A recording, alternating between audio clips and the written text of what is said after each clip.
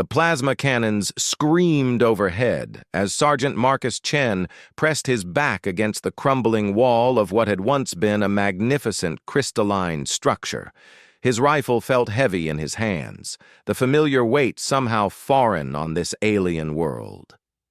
The Zephyrian city of Altara stretched before him in ruins, its once gleaming towers now blackened husks against the purple sky.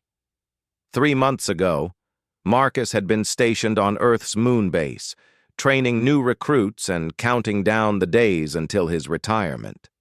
25 years of military service had taught him that peace was fragile, but he never imagined humanity would be thrust into an intergalactic war so suddenly.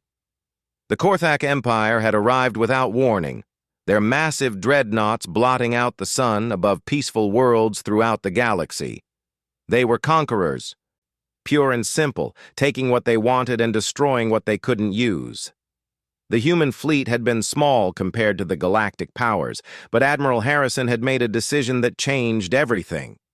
Instead of hiding behind Earth's defenses, humanity had chosen to stand with the other species being attacked. Marcus wiped sweat from his brow, leaving a streak of dirt across his weathered face. The Zephyrians had been the first alien species he'd ever seen in person. Tall, graceful beings with skin that shifted between blue and silver depending on their emotions, they reminded him of the ancient Greek sculptures his daughter used to study in art class. Their technology was centuries ahead of humanity's, their culture refined and peaceful. They had never stood a chance against the Korthak war machine. The sound of heavy footsteps echoed through the rubble-strewn street. Marcus peered around the corner and cursed under his breath. 3 Korthak shock troopers were advancing toward his position, their massive forms encased in powered armor that made them look like walking tanks. Each one stood nearly 8 feet tall, their red eyes glowing behind faceplates that could deflect most small arms fire. Marcus checked his ammunition count. 14 rounds left in his plasma rifle, 2 grenades, and his sidearm with a half-empty magazine. The odds weren't good, but he'd faced worse. During the Battle of Europa Station, he'd held off an entire boarding party with nothing but a broken pulse rifle and sheer stubbornness. He was about to make his move when he heard something that made his blood freeze. A voice, high and clear, calling out in perfect English with a lilting Zephyrian accent. "Please, somebody help me. I cannot move." Marcus knew he should ignore it. His orders were clear: reach the extraction point and get off this doomed planet. The Korthak were planning to crack Altara's crust and harvest the rare minerals beneath. In 6 hours, this entire world would be nothing but floating debris. But something about that voice reminded him of Sarah, his daughter. The same note of fear mixed with desperate hope. Before he could stop himself, Marcus was moving toward the sound, keeping low as he navigated through the maze of fallen buildings. He found her trapped beneath a collapsed beam that had once supported a graceful archway. The young Zephyrian woman was clearly nobility. Her clothing woven from materials that seemed to capture and reflect light like liquid starlight. Her skin had turned a pale silver, which Marcus had learned indicated pain or fear. But it was her eyes that stopped him cold. They were the deep purple of Zephyrian royalty, and they held an intelligence and strength that reminded him exactly why humanity had chosen to fight alongside these people. "You're Princess Lyra Lee," Marcus said, recognition hitting him like a physical blow. He'd seen her image in the intelligence briefings. Crown Princess of the Zephyrian Confederation, daughter of High Sovereign Altheus. She was supposed to be off-world, safe in the capital system. She looked up at him with surprise, her skin flickering between silver and a warm golden hue. "You know me, human soldier?" "Sergeant Marcus Chen." "Terran Defense Forces," he said, already examining the beam that had her pinned. "Your Highness, what are you doing here? The evacuation ships left 2 days ago." Lyralai's expression grew sad, her skin deepening to a darker blue. "I chose to stay. These are my people, Sergeant Chen. How could I abandon them to die alone? Marcus felt something twist in his chest. He'd spent his career following orders, protecting strategic assets, fighting for political objectives. But this young woman had stayed to face death with her subjects, knowing full well what it meant. It was exactly the kind of noble stupidity that made him proud to fight alongside the Zephyrians. The beam was made of some kind of advanced alloy that his scanner couldn't identify. It was incredibly heavy, probably weighing several tons, and it had her right leg pinned at an angle that made Marcus wince. He could see dark fluid seeping from beneath it, which he knew was Zephyrian blood. "Can you feel your leg, Your Highness?" "Yes, but it is badly damaged. Sergeant, you should leave me. The Korthak will be here soon, and I will not have your death on my conscience." Marcus almost laughed. Here was an alien princess, trapped and bleeding, telling him to save himself. "With respect, Your Highness, I've been taking orders for 25 years. I'm pretty tired of it." He activated his comm unit, hoping against hope that someone from his unit was still in range. Static answered him. The Korthak were jamming all communications now, preparing for their final assault on the evacuation zones. The sound of the shock troopers was getting closer. Marcus could hear their heavy breathing through their helmet filters, the whir of their powered armor servos. He had maybe 3 minutes before they found this location. He pulled out his engineer scanner and began analyzing the beam's stress points. Zephyrian architecture was elegant but complex, relying on carefully balanced forces rather than brute strength. If he could find the right spot to apply pressure, maybe he could shift the weight enough to free her. "Sergeant," Lyrelay said softly, "why are you helping me? Your people barely know mine. We have nothing to offer you that would justify risking your life." Marcus paused in his work and looked at her. How could he explain 25 years of military service to someone who had probably never seen real combat before this war? How could he tell her about the sleepless nights after missions where he'd had to leave people behind, about the faces that haunted his dreams, the voices that called out for help he couldn't give? "Your Highness, 3 months ago I was getting ready to retire. I had my pension lined up, a little house picked out near my daughter's university. I figured I'd done my part, served my time." He found what looked like a stress fracture in the beam and positioned his rifle's plasma charge against it. Then the Korthak showed up, and everything changed. The charge beeped softly as it armed. He had one shot at this.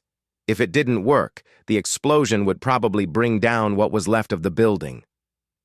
"The first time I saw your people fight, it was at the Kepler station.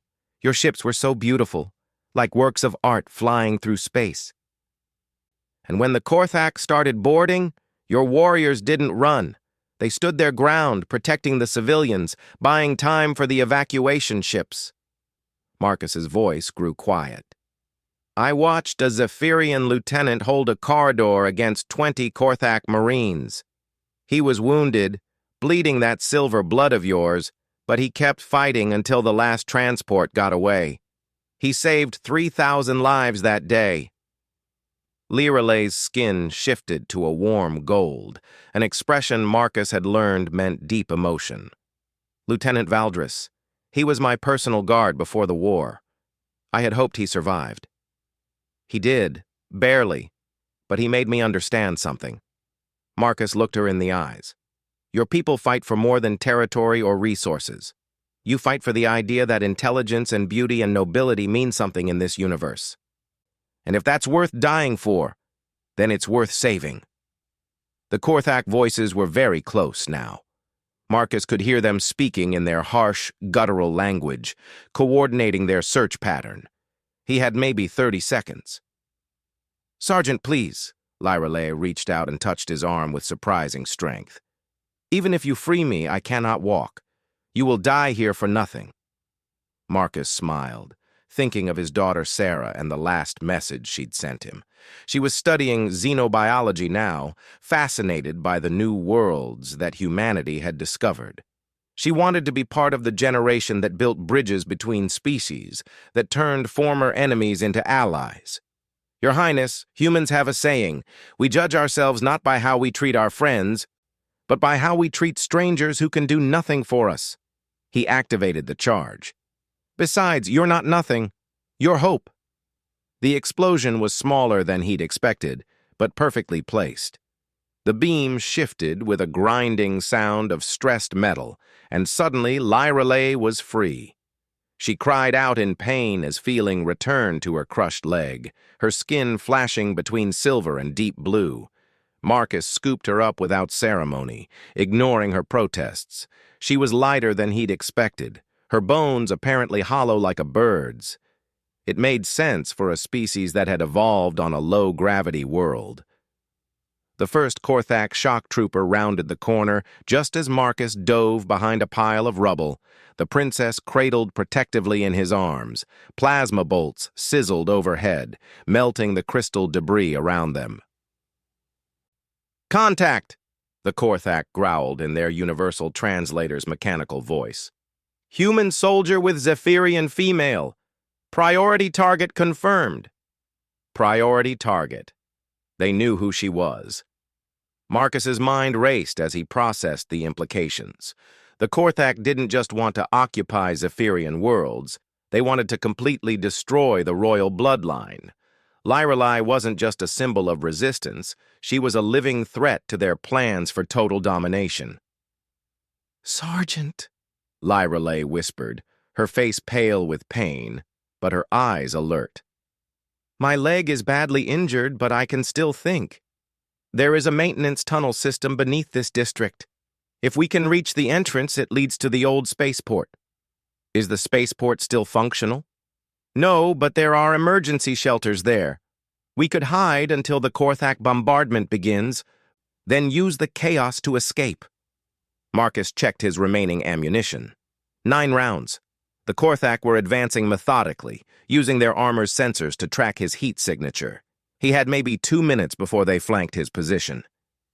"Your Highness, I need you to listen carefully. Those tunnels you mentioned, how far?" 2 blocks. But, Sergeant, the entrance is in an open plaza. There is no cover." Marcus nodded grimly. 2 blocks of open ground, carrying an injured princess, while 3 heavily armed shock troopers hunted them. It should have been impossible. But Marcus Chen hadn't survived 25 years of military service by accepting the word impossible. He pulled out his last 2 grenades and smiled. "Your Highness, I hope you're not afraid of heights."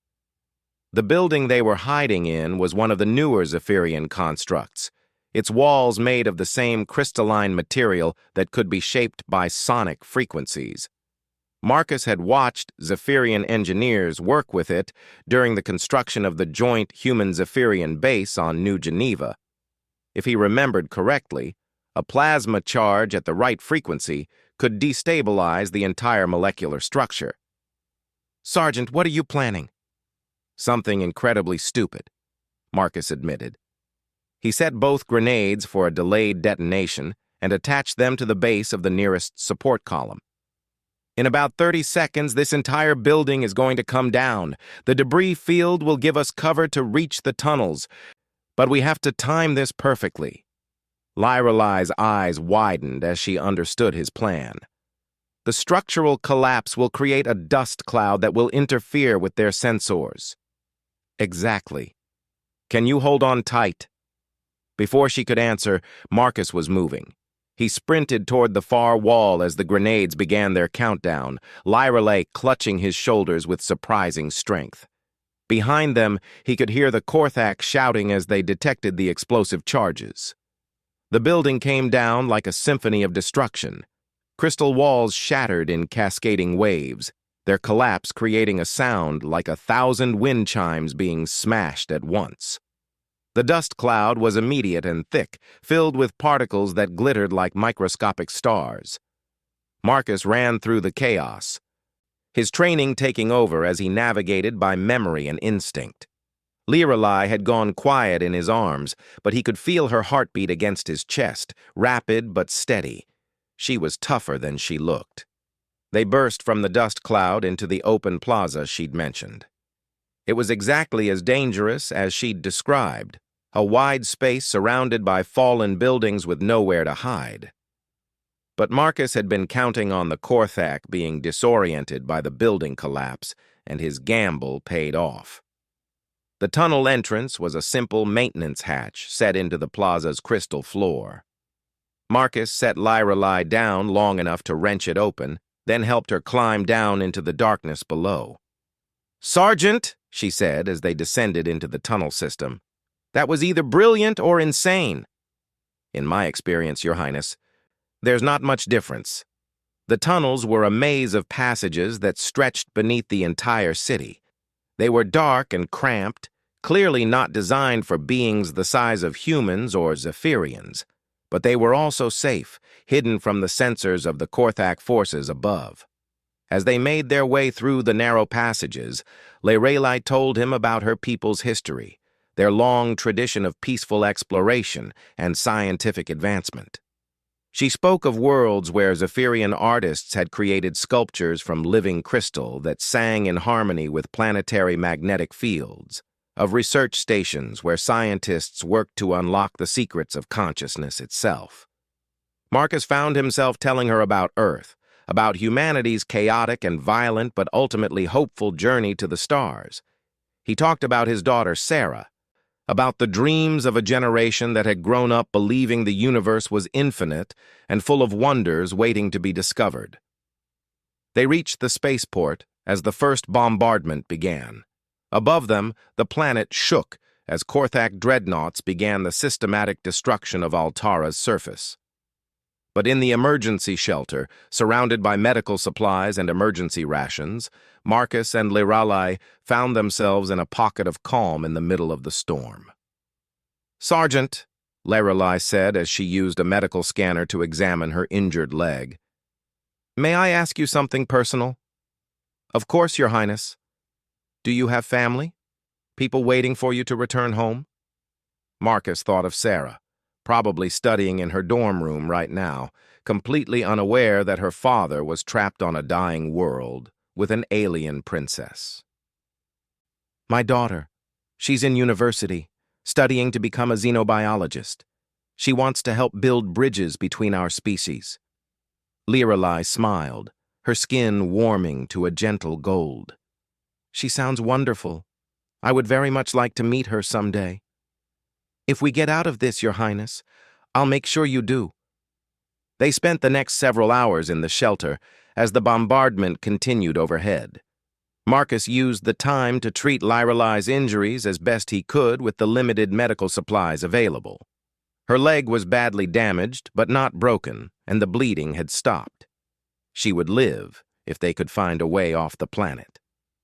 As the bombardment reached its crescendo, Marcus realized something that made his blood run cold. The Korthak weren't just destroying the surface of Altara. They were cracking the planet's crust, preparing to strip mine the entire world. In a few hours, there would be nothing left but asteroid debris. "Your Highness," he said quietly, "I need to tell you something.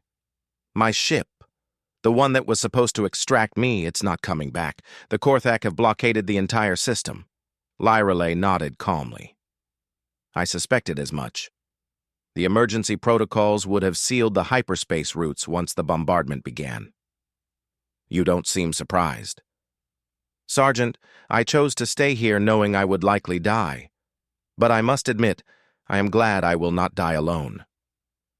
Marcus looked at this remarkable young woman, who faced death with such dignity and grace, and made a decision that would have seemed impossible a few hours earlier. Princess Lorelei represented everything good about the alliance between humans and Zephyrians. She was hope made flesh, the living symbol of a future where different species could work together to build something better than what they could achieve alone. He wasn't going to let that hope die on this doomed world, not if there was anything he could do about it. "Your Highness," Marcus said with a grin that his old squad would have recognized as extremely dangerous, "how do you feel about stealing a spaceship?" The abandoned spaceport stretched before them like a graveyard of broken dreams. Once, it had been a marvel of Zephyrian engineering, its landing platforms carved from single pieces of living crystal that could adapt to any ship's configuration. Now it lay in ruins, the elegant towers twisted into grotesque sculptures by Korthak bombardment. Marcus peered through the shelter's observation port, scanning the devastation for any sign of functional spacecraft. Most of the ships had been destroyed in the first wave of attacks, their hulls cracked open like eggs to spill their contents across the crystalline landing pads. But there, in the far corner of the port, something caught his eye. "Your Highness, take a look at this." Princess Lyra Lay limped to the observation port, leaning heavily on the makeshift crutch Marcus had fashioned from emergency shelter components. Her injured leg was stabilized but far from healed, and every step clearly caused her pain. Still, she moved with the fluid grace that seemed natural to all Zephyrians, her skin shifting to curious shades of blue and silver as she studied the scene outside. "That ship in Base 7? Marcus pointed to a sleek vessel that seemed to have survived the worst of the bombardment. "What class is that?" Lyra Lay's eyes widened, her skin flushing to a warm gold that Marcus had learned indicated excitement. "That is a Star Whisper-class courier. They are used by the Diplomatic Corps for rapid transit between systems." She paused, studying the ship more carefully. "But, Sergeant, that particular vessel? I know that ship." "How?" "It belongs to Ambassador Thylin, my father's chief diplomat. He was supposed to evacuate with the rest of the royal court, but—" She trailed off, her expression growing troubled. "But he stayed behind, too," Marcus finished. "Like you did. Thylin has served my family for over 2 centuries. He would never abandon his duty, even in the face of certain death." Lyra Lay's skin had shifted to a deeper blue, which Marcus recognized as sadness mixed with pride. "If his ship is still here, then he is likely dead." Marcus felt a familiar weight settle in his chest. Throughout his military career, he'd learned to compartmentalize grief, to focus on the mission rather than the cost. But something about Lyra Lay's quiet dignity in the face of loss reminded him that behind every tactical decision were real people with real relationships. "I'm sorry, Your Highness. He sounds like he was a good man." He was. He taught me 7 languages, the principles of interstellar law, and how to negotiate with species whose thought patterns were completely alien to our own. She wiped at her eyes with the back of her hand. "He also taught me how to pilot a Star Whisper." Marcus blinked in surprise. "You can fly that ship?" "Of course. All members of the royal family are trained in basic ship operations. Father insisted on it after the siege of Altair Prime, when my great-aunt was forced to evacuate in a mining skiff because no one else could pilot it." Marcus grinned. "Your Highness, you continue to surprise me. As do you, Sergeant. Most humans I have met are direct in their approach to problems, but you think like a tactician. 25 years of military service will do that to you." Marcus began checking his equipment, taking inventory of their resources. "Can you walk that far with your injury?" Lyra Lay tested her weight on the injured leg, wincing but managing to stay upright. "I can manage it, but Sergeant, there is something you should know. Even if we reach Thylin's ship, even if it is still functional, we face a significant problem." "The Korthak blockade." "Precisely. There are at least 12 dreadnoughts in orbit, along with escort vessels and fighter squadrons. A single courier ship would not survive 10 seconds in open space." Marcus considered this. She was right, of course. The Korthak were nothing if not thorough in their military operations. But during his years of service, he'd learned that the most impossible situations sometimes offered the most unexpected opportunities. "Your Highness, what do you know about Korthak military doctrine?" "They favor overwhelming force and coordinated attacks." Their ships are heavily armored, but not particularly maneuverable. That's what I thought. And they're methodical, right? They follow established patterns? Lyrelei nodded. Yes, but I do not see how that helps us. Their patterns are effective. Marcus pulled up a tactical display on his scanner, showing the layout of the spaceport and the surrounding area. The thing about patterns is that they create opportunities for people willing to think outside the box. Tell me about the planet's rotation. Altara has a 26-hour day cycle, and we are currently approaching the dawn terminator. Perfect. And the Korthak bombardment pattern?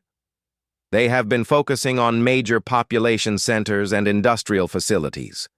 The bombardment should shift to rural areas within the next 2 hours. Marcus began sketching rough calculations on the display. So we have a window where their attention will be focused elsewhere, and with the planet's rotation, the spaceport will be on the night side when we make our escape attempt. You are planning to use the planet's shadow to mask our departure. That's part of it, but I'm thinking bigger. Marcus looked at the orbital mechanics display, cross-referencing it with what he knew about Korthak tactical procedures. The Korthak are efficient, but they're not creative. They've positioned their ships to maintain maximum coverage of all possible escape routes, which means they're spread out across the entire orbital zone. Lyrelei studied his rough sketches, her skin shifting to various shades of blue and green as she processed the information. You believe we can find a gap in their coverage?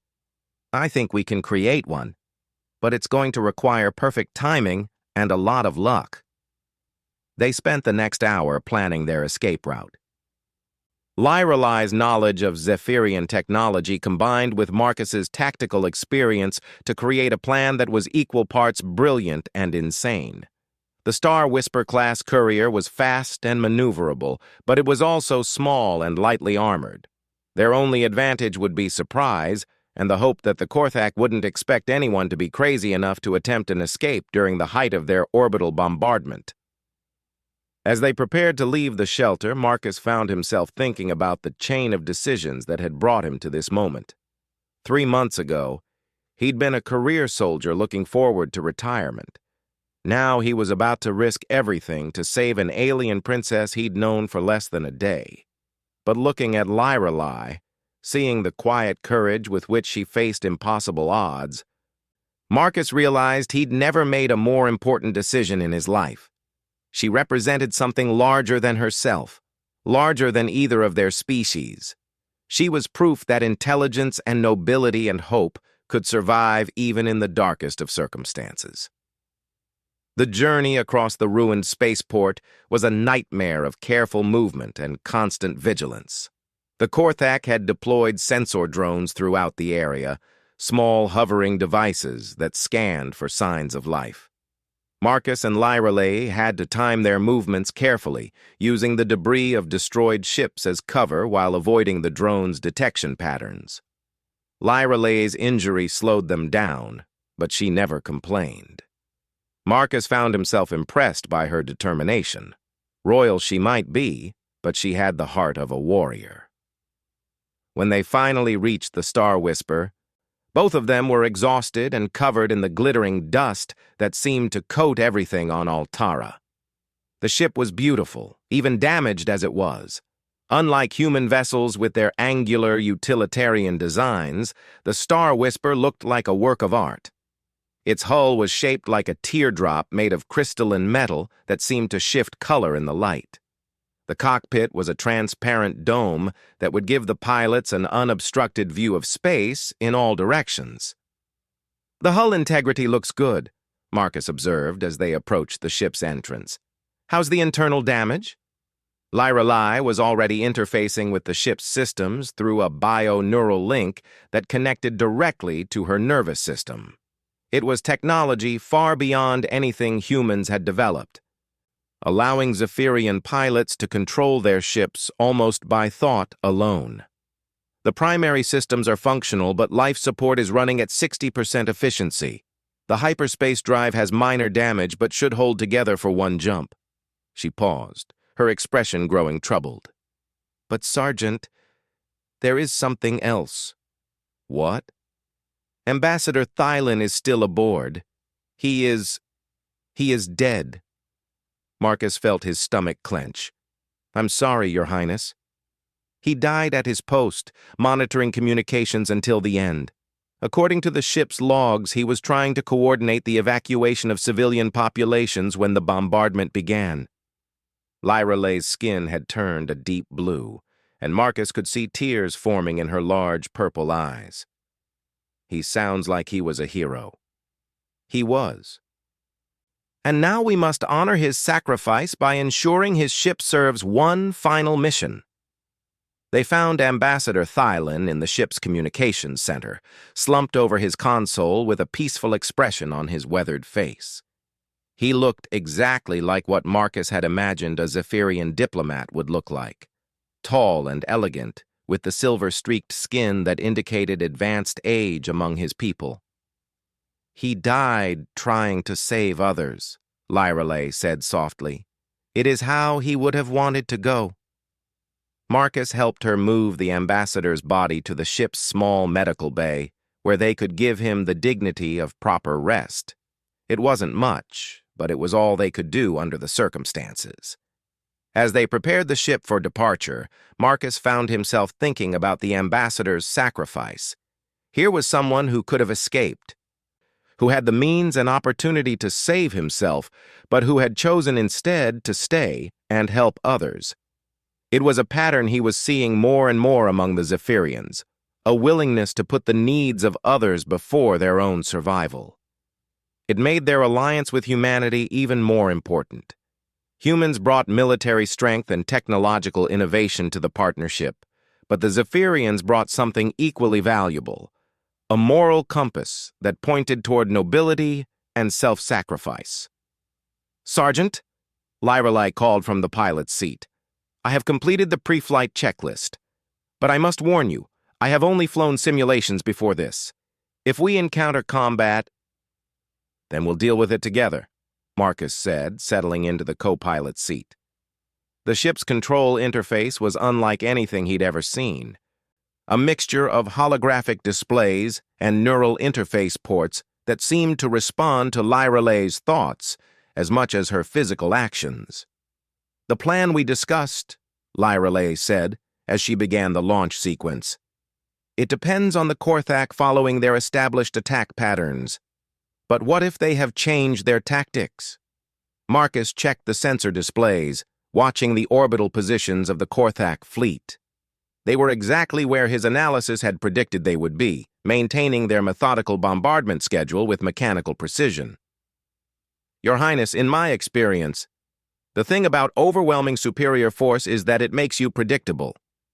The Korthak have never faced serious resistance before, so they've never needed to adapt their tactics."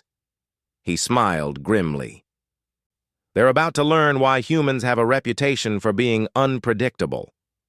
The Star Whisper lifted off with surprising smoothness, its gravitic engines creating barely a whisper of sound. Through the transparent cockpit dome, Marcus could see the devastation that had once been Altara's primary city spreading out below them. What had been a beautiful example of Zephyrian architecture was now nothing but rubble and fire. "Sergeant," Lyra Lay said quietly, "thank you." "For what?" "For caring about a stranger, for risking your life for someone who can offer you nothing in return." Her skin had shifted to a warm gold that seemed to glow in the cockpit's dim lighting. "My people have a saying, true nobility is not in being superior to another, but in being superior to your former self. Today, you have shown me what that means." Marcus felt something stir in his chest, a warmth that had nothing to do with the ship's life support systems. "Your Highness, 3 months ago, I thought I knew what I was fighting for. Territory, resources, strategic objectives. But meeting you, seeing what your people are willing to sacrifice for each other, you've shown me that some things are worth fighting for just because they're beautiful." They were approaching the upper atmosphere now, and Marcus could see the Korthak fleet on the sensor displays. 12 massive dreadnoughts, each one the size of a small city, along with dozens of escort vessels and fighter squadrons. It was a force capable of reducing entire star systems to rubble. "Beginning evasion pattern Alpha," Lyreley announced, her voice steady despite the odds they faced. "Activating stealth systems." The Star Whisper's hull began to shift, its crystalline structure adapting to bend light and sensor radiation around the ship. It wasn't perfect invisibility, but it would make them much harder to detect. Combined with the planet's rotation and the Korthak fleet's predictable positioning, it might just give them the edge they needed. They slipped through the first sensor grid like ghosts, the ship's advanced technology allowing them to mask their presence from the Korthak detection systems. Marcus watched the tactical display with growing amazement as they threaded the needle between patrol routes, using gravitational shadows and electronic interference to remain hidden. "Your people's technology is incredible," he said, as they passed within a few hundred kilometers of a Korthak destroyer without being detected. "It is the product of centuries of peaceful development," Lyreley replied. "We never needed to build weapons of war, so we focused on exploration and discovery. Sometimes I wonder if that was naive of us." "No," Marcus said firmly. "The universe needs people who choose to build rather than destroy. That's what makes this fight worth it." They were almost through the blockade when everything went wrong. A Korthak patrol ship changed course unexpectedly, moving into their escape vector just as they were about to clear the outer sensor grid. There was no way to avoid it without being detected. "Multiple contacts," Lyreley announced, her skin flashing between silver and blue as alarms began sounding throughout the ship. "They have found us!" Marcus watched the tactical display as Korthak fighters began converging on their position. In seconds, they would be surrounded by enemies who outgunned them 100 to 1. But as he looked at Princess Lyreley, seeing the determination in her purple eyes and the set of her jaw, Marcus realized he wasn't afraid. They had come this far together, saved each other's lives, shared their hopes and dreams. Whatever happened next, they would face it as allies and friends. "Your Highness," he said calmly, "I think it's time to show the Korthak why humans and Zephyrians make such a good team." The first plasma bolts streaked past the Star Whisper as Marcus and Lyreley prepared to fight for their lives and the future of their alliance. The first salvo of plasma fire streaked past the Star Whisper's hull so close that Marcus could feel the heat through the cockpit's transparent dome. Princess Lyreley's hands moved across the ship's controls with fluid grace, her neural link allowing her to pilot with an intuitive understanding that no human could match. "8 fighters closing on our position," she announced, her voice steady despite the chaos erupting around them. "2 more squadrons moving to intercept our escape vector." Marcus studied the tactical display, his mind racing through possibilities and discarding them just as quickly. The Korthak fighters were heavily armed and armored, designed for overwhelming firepower rather than maneuverability. But the Star Whisper was built for speed and agility, its crystalline hull capable of withstanding tremendous stress. "Can we outrun them?" "In open space, yes, but we need 30 seconds to charge the hyperspace drive, and they will not give us that long." Lyreley threw the ship into a spiraling, evasive pattern that would have pulped any human pilot, but her Zephyrian physiology handled the G-forces with ease. Marcus felt his teeth rattle as another plasma bolt exploded just off their starboard wing. The Korthak were closing in, their targeting computers analyzing the Star Whisper's evasion patterns and adjusting accordingly. In less than a minute, they would be surrounded. "Your Highness, does this ship have any weapons?" "Minimal defensive systems only. The Star Whisper was designed for diplomacy, not warfare." She paused, her skin shifting to a thoughtful shade of green. But, Sergeant, I have an idea that may sound completely insane. Marcus grinned. After the day we've had, insane might be exactly what we need. Lyralay's eyes were bright with determination as she outlined her plan. The asteroid field that surrounded Altara's outer moon was dense with debris from previous Korthak mining operations. If they could reach it, the asteroids would provide cover from the larger capital ships. But the field was also unstable, filled with electromagnetic interference that would make navigation extremely dangerous. The Korthak fighters will have trouble tracking us through the interference, Lyralai explained as she altered course toward the asteroid field. But we will be flying nearly blind as well. Sometimes you have to trust in something bigger than sensor readings, Marcus said. Besides, I'd rather die trying than give up without a fight. The asteroid field loomed ahead of them, a chaotic maze of tumbling rock and metal debris. Some of the asteroids were the size of city blocks, their surfaces scarred by Korthak mining lasers. Others were barely larger than the Star Whisper itself, spinning end over end in unpredictable patterns. Entering the field now, Lyralay announced. All sensors are being scrambled by the electromagnetic interference. The view through the cockpit dome became a kaleidoscope of spinning rock and flashing metal. Marcus felt his stomach lurch as Lyralay threw the ship into impossibly tight turns, threading between asteroids with margins measured in meters rather than kilometers. Her neural link to the ship allowed her to feel the gravitational currents and magnetic fields that would be invisible to normal sensors. Behind them, the Korthak fighters were struggling to maintain formation. Their larger, less maneuverable ships were having trouble navigating the asteroid field, and several had already collided with debris. But they were still coming, their commanders too proud to give up the chase. Hyperspace drive charging, Lyralai reported. 15 seconds to jump capability. Marcus watched the tactical display as more Korthak ships moved to surround the asteroid field. Even if they escaped the fighters, they would still face the blockade fleet. And once they jumped to hyperspace, where would they go? Most of the Zephyrian systems had already fallen to the Korthak advance. Your Highness, where exactly are we planning to jump? There is a human research station in the Kepler system. It was established as part of our scientific exchange program. Lyralay's skin flickered between hope and uncertainty. If it has not already been destroyed, they might be able to get word to your fleet. Marcus felt a surge of hope. The Kepler research station was small and relatively unimportant from a military standpoint, exactly the kind of target the Korthak might ignore in favor of larger objectives. And if Dr. Elizabeth Harrison was still running the xenobiology program there, she would know how to contact the right people. 10 seconds to jump, Lyralay announced.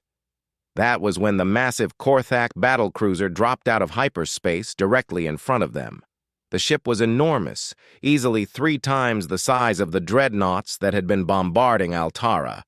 Its hull was covered in weapon batteries and sensor arrays, and its mere presence seemed to make space itself bend around it.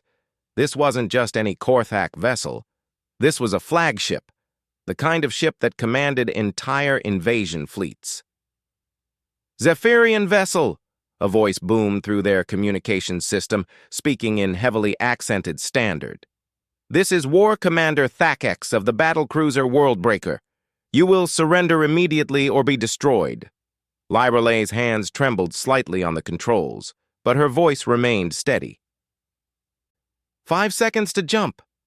Marcus looked at the massive ship blocking their path and made a decision that would have seemed impossible just hours earlier. He activated the ship's communication system and opened a channel to the Korthak commander. War Commander Thax, he said in his most professional military voice, this is Sergeant Marcus Chen of the Terran Defense Forces. I am escorting Princess Lyralai of the Zephyrian Confederation under diplomatic immunity protocols. There was a moment of silence, then harsh laughter echoed through the comm system. Human soldier, there is no diplomacy in war. There is only victory and defeat.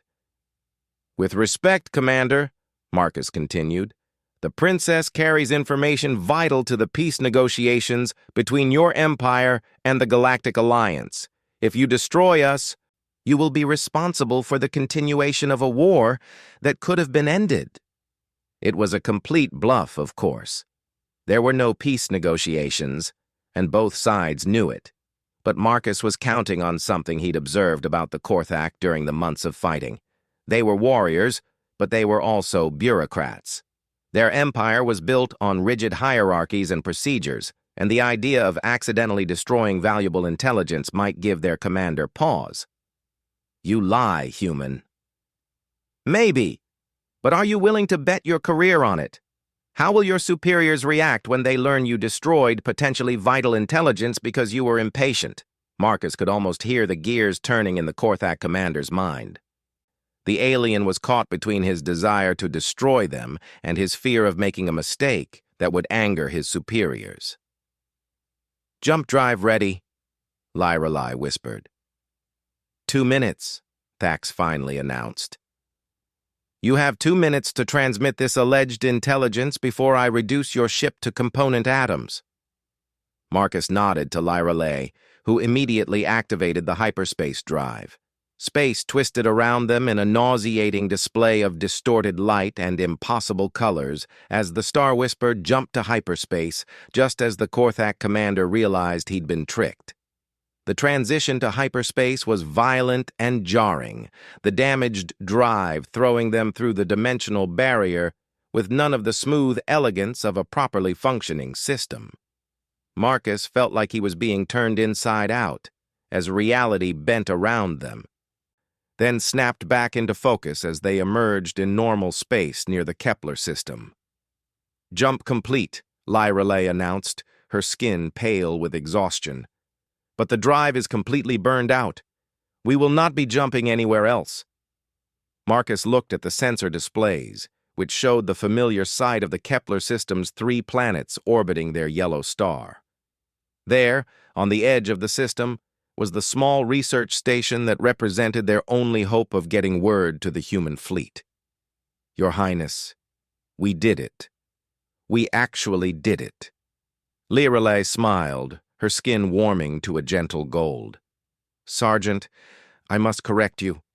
We did not merely escape. We survived, and in surviving we have accomplished something far more important. What's that?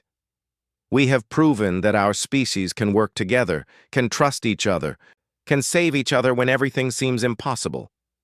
She looked at him with those remarkable purple eyes. When the history of this war is written, they will not remember it as a series of battles between fleets and armies. They will remember it as the moment when different species chose to stand together against the darkness. As they approached the research station, Marcus found himself thinking about the journey that had brought them here. Less than 24 hours ago, he had been a career soldier following orders and counting down to retirement. Now he had risked everything to save an alien princess, not for political reasons or strategic objectives, but simply because it was the right thing to do. The research station was small but intact, its communication arrays still functioning. As they docked with the station's emergency port, Marcus could see faces pressed against the observation windows, human and Zephyrian researchers who had been trapped here since the war began, working together to continue their scientific projects even in the face of invasion. Dr. Elizabeth Harrison was waiting for them in the docking bay, her gray hair pulled back in a practical bun, and her lab coat stained with the evidence of months of intensive work. She was exactly as Marcus remembered her from the joint defense briefings, brilliant and dedicated to the cause of interspecies cooperation. Princess Lyrelai, Dr. Harrison said as they emerged from the Star Whisper, when we lost contact with Altara, we feared the worst. Dr. Harrison, Lyrelai replied formally, though Marcus could see the relief in her posture. I bring grave news. Altara has fallen, and the Korthak are systematically destroying our worlds. We know. We've been monitoring their fleet movements. Dr. Harrison gestured for them to follow her into the station's main laboratory. But your arrival here changes everything. The lab was a marvel of human and Zephyrian technology working in harmony. Researchers from both species worked side by side, their different approaches to science complementing each other perfectly. Marcus could see why his daughter Sarah was so fascinated by the possibilities of interspecies cooperation. "Doctor," Marcus said, "we need to get word to the human fleet. Princess Lyralai has information that could be vital to the war effort." "Actually, Sergeant, the information we need is not military intelligence. It is something far more valuable." Dr. Harrison led them to a massive display screen that showed star charts spanning half the galaxy. "We have been working on a project that could change the entire course of this war." She activated the display, showing the locations of dozens of Korthak fleet concentrations. But what caught Marcus's attention were the patterns of movement, the way the invasions seemed to follow specific routes through space. "The Korthak are not randomly conquering worlds," Dr. Harrison explained. "They are following ancient hyperspace routes established by a precursor civilization millions of years ago, routes that lead to something they call the Heart of Stars." Lyralai stepped forward, her skin shifting to curious shades of blue and green. "Doctor, the Heart of Stars is a myth, a legend about a source of infinite energy hidden somewhere in the galaxy. That's what we thought too, but our analysis suggests it might be real." Dr. Harrison highlighted a section of the star chart. "Every Korthak invasion follows these routes, and they all converge on a single point in the galactic core. Something is there, something important enough to justify this entire war." Marcus studied the display, his tactical mind immediately grasping the implications. "If we could reach this location first, find out what they're really after." "Exactly. But it would require a coordinated effort from all the free species in the galaxy. Human military strength, Zephyrian scientific knowledge, and the support of every world that still stands against the Korthak." Dr. Harrison turned to face them directly. "Princess, your presence here, your survival, gives us the credibility to propose such an alliance." Lyralai was quiet for a long moment, her skin cycling through various shades as she processed the information. Finally, she spoke with the authority of someone born to leadership. "Dr. Harrison, Sergeant Chen, I accept this responsibility. If there is hope of ending this war, of saving both our species and all the others threatened by the Korthak, then we must pursue it." Over the next several hours, they worked together to compose messages that would be transmitted to every free world in the galaxy. The plan was ambitious almost to the point of impossibility, a grand alliance of every species threatened by the Korthak, pooling their knowledge and resources to reach the Heart of Stars before their enemies could claim whatever power waited there. As Marcus watched Lyralai work, seeing the way she balanced diplomatic protocol with military necessity, he realized that she had grown during their journey together. The young woman who had been trapped under rubble on Altara was now taking her place as a true leader, someone who could inspire others to attempt the impossible. "Sergeant," she said, as they finalized the transmission protocols, "I have a question that may seem strange. After everything we've been through, Your Highness, I doubt anything would seem strange anymore. When this war is over, when we have either won or lost everything we hold dear, what will you do?" Marcus thought about his answer carefully. 3 months ago, he would have said he wanted to retire to a quiet house and spend time with his daughter. But meeting Lyralai, seeing the courage and nobility of the Zephyrian people, had changed his perspective on what was truly important. "I think I'll stay in service, Your Highness. This alliance between our species, it's going to need people who understand both sides, people who can build bridges between different ways of thinking." Lyralai smiled, her skin glowing with warm gold light. "I was hoping you would say that, because when this war is over, we will need ambassadors and teachers, people who can help our species learn from each other. And you, Your Highness? What will you do? I will do what my people have always done. We will explore, we will discover. We will try to make the universe a little more beautiful than we found it. She paused, looking out at the stars visible through the station's observation ports. But now, we will do it together with humanity and all our new allies. The transmission went out that evening, carried by the most powerful communications array in the sector. Marcus knew it would take days or weeks to reach all the intended recipients, and even longer for the various governments and military commands to coordinate a response. But he also knew that something important had been started here, something that went beyond military strategy or political alliance. As he sat in the station's observation lounge, watching the stars wheel slowly overhead, Marcus thought about the journey that had brought him here. He had started the day as a soldier following orders, but he was ending it as something more, a bridge between species, a symbol of cooperation, a living proof that different peoples could work together to achieve the impossible. Princess Lyrelei found him there an hour later, moving carefully on her healing leg, but no longer needing the makeshift crutch. "Sergeant," she said as she settled into the chair beside him, "I wanted to thank you again, not just for saving my life, but for showing me what courage really means. Your Highness, if anyone showed courage today, it was you. You stayed with your people when you could have fled. You trusted a stranger when every instinct told you to be careful. You took responsibility for ending a war that isn't even your fault. Perhaps we both showed courage.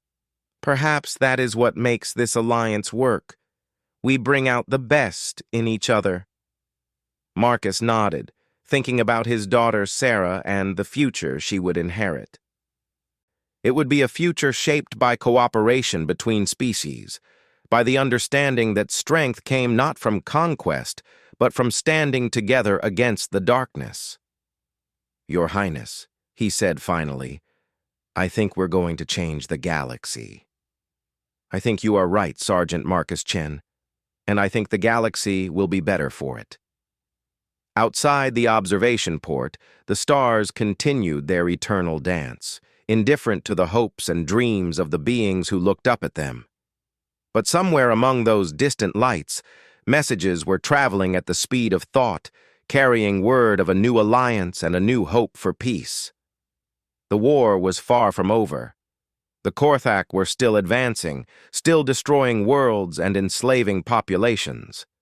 But something had changed in the balance of power.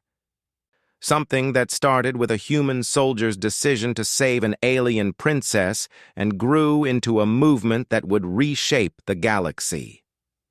Marcus Chen had spent 25 years learning to follow orders, but in the end, the most important thing he ever did was to follow his conscience, and in doing so, he had helped forge an alliance that would echo through history, a partnership between species that proved the universe was big enough for everyone to find their place among the stars. The future was uncertain, filled with challenges and dangers that neither human nor Zephyrian could face alone. But for the first time since the war began, there was real hope that courage and nobility and the willingness to sacrifice for others could triumph over mere force and conquest. As Princess Lyrelei had said, they would face that future together, and the galaxy would be better for it.